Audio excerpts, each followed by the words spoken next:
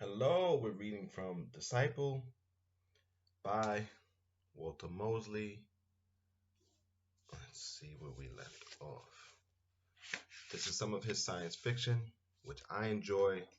He doesn't get enough credit for it to me. I just think he's a great writer. Whatever he writes, let's get into it. The things he wanted me to do were not exactly criminal, but certainly odd. In the world of post 9/11, I had no intention of going between Muslim foreigners and politicians even if I wasn't passing off or giving out information. In the world of anti-terrorism, you could be stripped of your rights just for being stupid.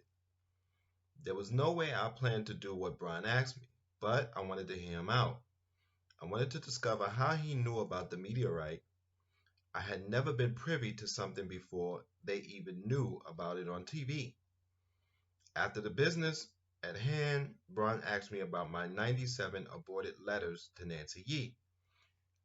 He had been monitoring my computer for 17 months. He knew all of my porn sites, online video games, music downloads, and even the documents I'd written. She will come to you if you ask her to. You don't know what you're talking about, Bron. I went to bed that night without turning on the television. I couldn't remember the last time I'd done that. Television was my sleeping pill, my soporific, my constant friend. I always watched TV to go to sleep, but not that night. I lay there thinking about my new electronic pen pal. He knew more about me than anyone else, even my mother.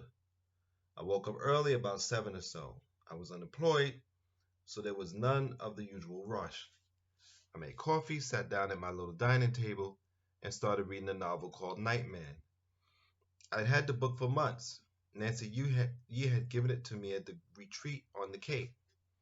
She said that she thought I would like it.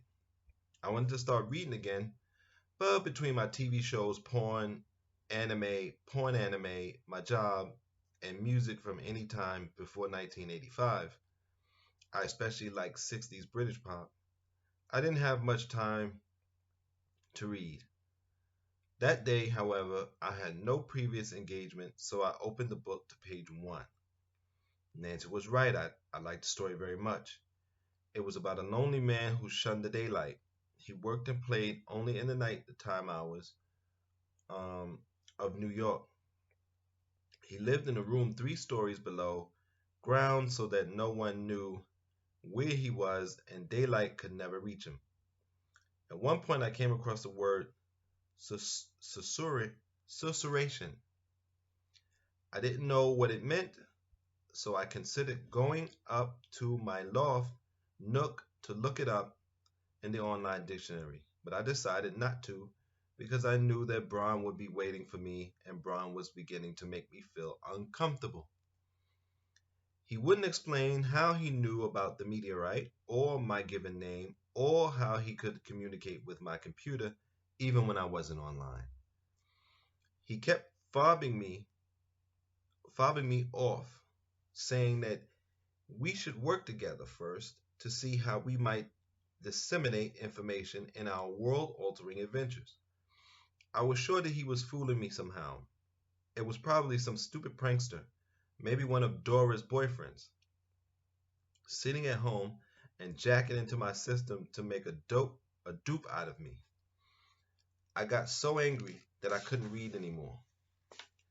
I didn't want to watch TV or listen to the Kinks or even masturbate. So I went to the closet, got out my dark blue suit, a light blue shirt, and, and black leather shoes. I got dressed as well as bulbous and bald man of middle age can hope to. Then I went into the street and hailed a cab to go to the workplace that I'd already quit. I had $1,247 in the bank, $950 of it earmarked for rent.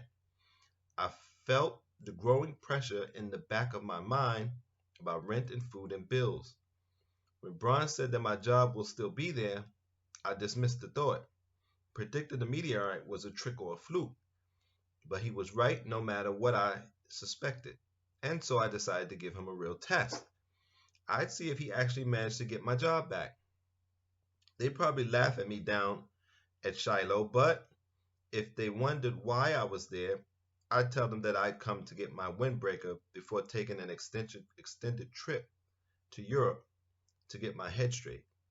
I'd tell them that I had 12,000 in savings and that I deserved a good vacation.